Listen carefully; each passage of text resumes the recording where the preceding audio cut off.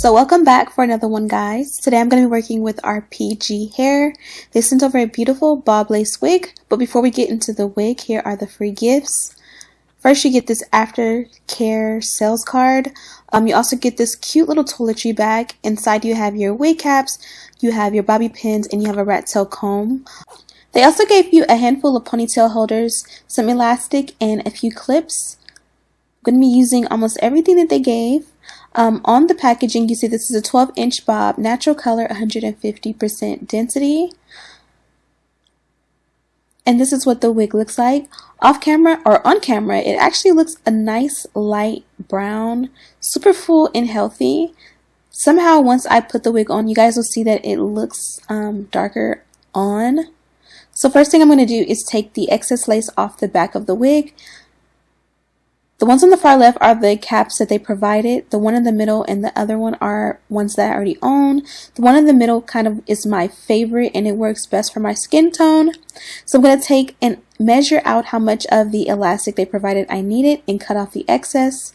Off camera, I went ahead and added the elastic. Linked below is a tutorial on how I add my elastic bands to fit my wigs perfectly. And this is what the wig looks like on. There were 3 combs in the front, adjustable straps in the back, as well as a comb in the back. I'm going to take that comb in the back and pretty much hook it underneath that elastic band. If you don't have an elastic band in your wig, you can hook it into like your braids or your wig cap, and that'll just help to secure it so that it lays super flat in the back. Once you put your elastic on, the wig should be kind of tight to put on. How you see me kind of struggling to get the wig perfect. That means the elastic band is hugging the lace closure area super tight. So once you get the wig perfectly acclimated on your head, go ahead and cut off the excess lace.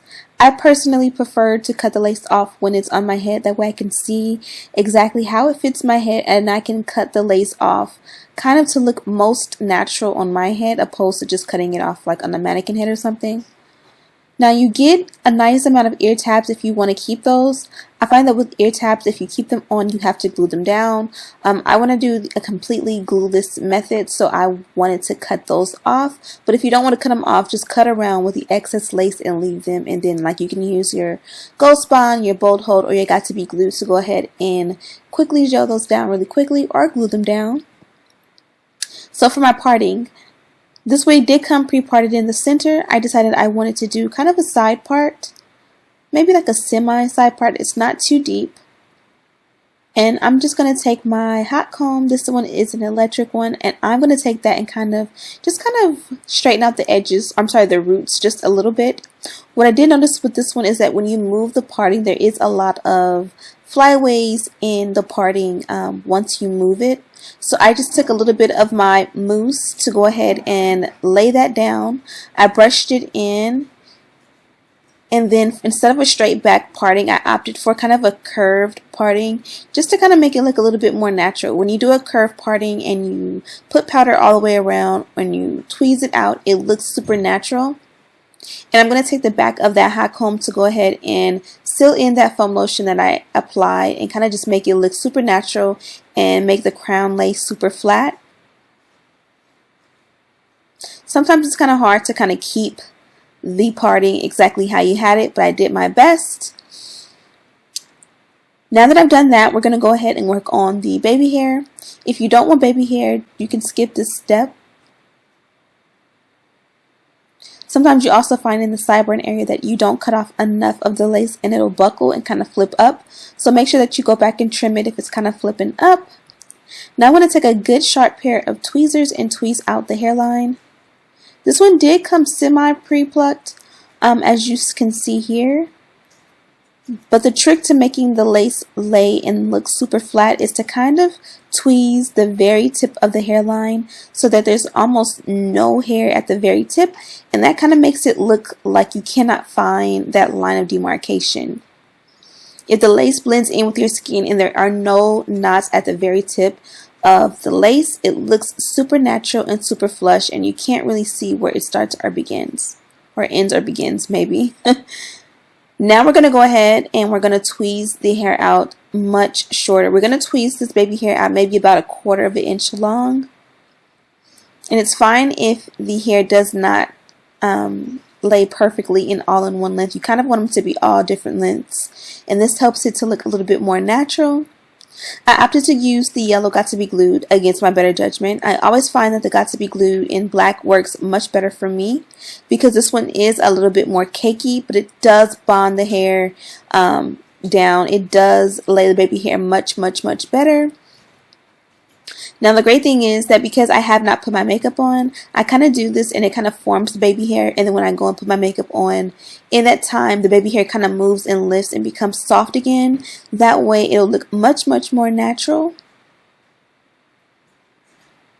Now usually I get lazy and I kind of cheat and I really just form the baby hair around the parting. But little by little I was like, you know what, let me just do all of the baby hair, and that is how you get the most natural looking hairline ever, is when it goes from literally ear to ear. So if you have time, go ahead and do it all the way around.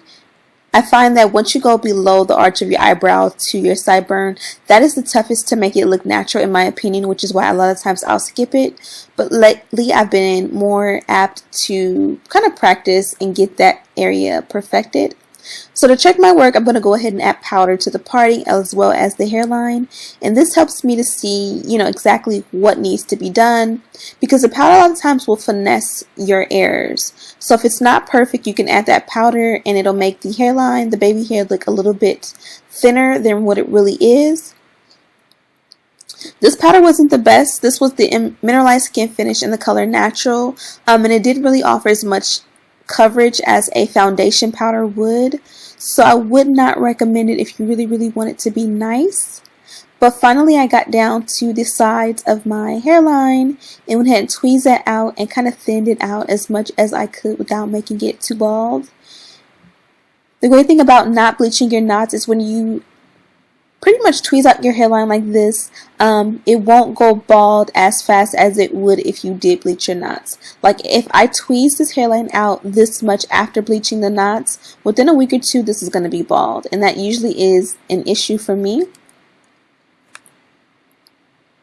And this is pretty much what we have. You can leave it as is. I think it has a nice wavy texture to it, but it just wasn't as polished as I want. And you guys know I go for the messy waves, but the waves and the curls in this one just weren't as defined as I want them to be.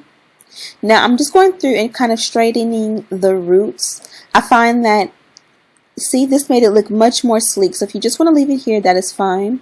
I do find that whenever you curl your hair, if you don't curl or straighten the roots first, sometimes it looks a little bit more messy than what you want. So if you have a chance, just go ahead and kind of straighten out the roots. Now I took that bang and I just kind of flipped it or curled it in a kind of a flip away from the face. And this kind of gives you those nice feathers. Super beautiful, super effortless. At this point, I've put no product into the hair and it holds a curl really good. Now I'm going to just take smaller pieces and kind of just perfect it and give it a little bit more curl than that.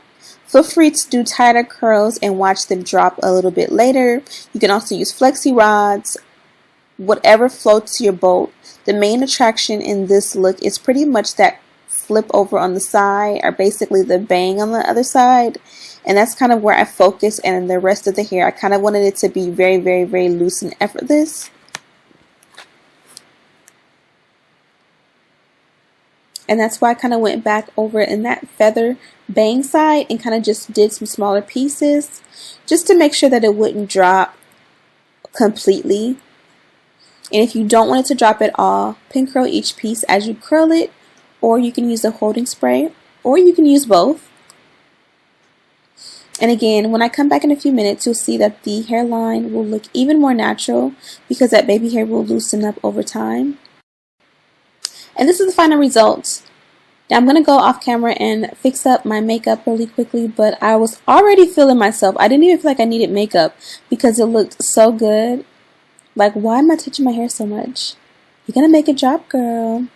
Now here's a back shot. You guys can see that it's super full. This 12-inch is bomb. So much body. It is amazing. Okay, now for my hair. I went ahead and did my makeup off camera and kind of played around a little bit, and my curls dropped a little bit. It was super fire right here. It's still really nice, but it did drop. So word to the wise, if you are going to be, especially it's really warm in my house right now. The curls dropped, but they still have a nice body to them. Really, really, really love this wig. Of course, I already said it in the video, but this one is 12 inches, 150% density. And I feel like this is my favorite length on a bob. I've been doing quite a few bobs lately and I really love them. But 12 inch just seems to be my comfort zone. Like I really, really, really feel safe. Yeah, I don't have any complaints about this one. You guys know I work with RPGhair all the time and they always come through with the bangers. This one did come pre-parted. I believe it was in the center. I moved the part over to a side part just a little bit and that's just what I've been feeling. And then I kind of just pressed all around to kind of make it come forward a little bit more, and absolutely in love with it. Make sure you check out RPGhair. Have this one linked in the description bar for you guys to shop. Thank you guys so much for tuning in. Don't forget to subscribe, hit that bell button because you don't want to miss what's coming up from me. And as always, I'll holla.